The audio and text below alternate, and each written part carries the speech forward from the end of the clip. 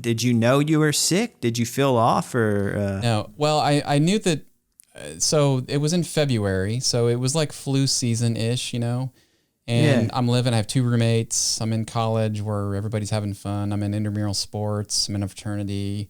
I'm a sophomore. I'm just doing, what 19-year-old college kids do for the most part, right? Yeah. And I had never heard of meningitis. I like to tell people that I was 10 feet tall and bulletproof. I mean, there was nothing that could stop me.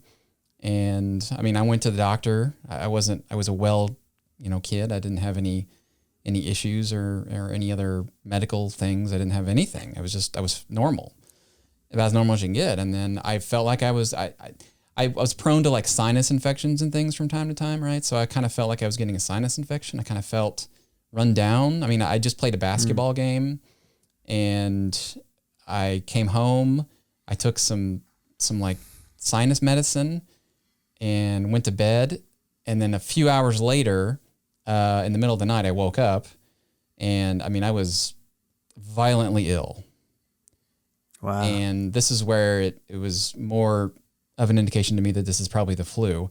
But looking back at it, that it was far worse than any kind of flu I've had then. What kind of symptoms was it? I was just vomiting profusely. And so I'm laying in bed. I feel the urge and I'm going to get sick. And so I immediately get up, and I'm trying to get up and out of bed, and my feet hit the floor. The thing that's different is that I fall. I'm on my face on the floor, because I almost have the sensation of vertigo. Like my head is spinning. Ooh.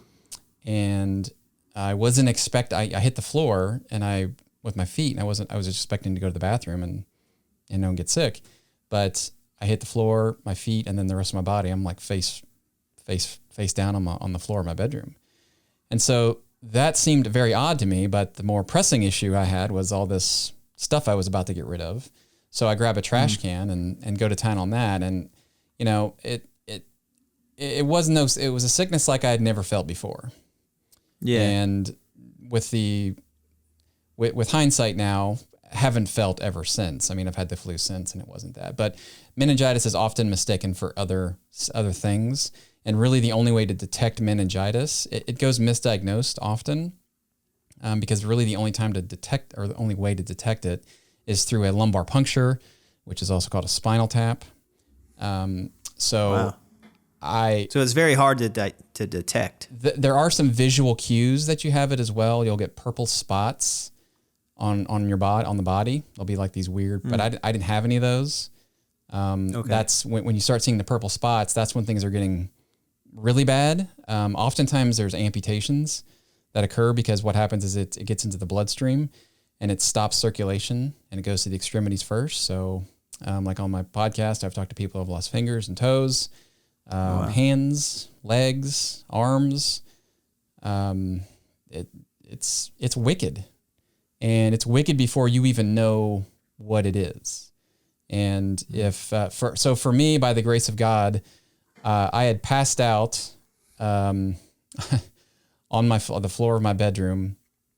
I told my 2 roommates during this event, I said, "You guys get away from here, and you don't want whatever I got. This is bad news." And so they took my advice and they left. And I had a party the next day, and a friend of mine, a fraternity brother of mine, was coming over to get me to go do some things to get ready for this party. And the apartment door was open. He came in. He walked into my bedroom looking for me. This is in 1998. Okay. So I'm going to date myself here a little bit. This is 23 years ago.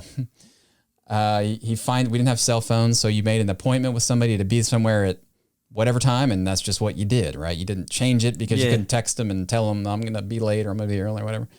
So he shows up and finds me face down on the floor of my apartment, calls 911, an ambulance comes, and they take me to the hospital. They originally thought I had a drug overdose, because I was presenting like somebody that had been overdosed on a pretty serious drug or something, but that wasn't the case.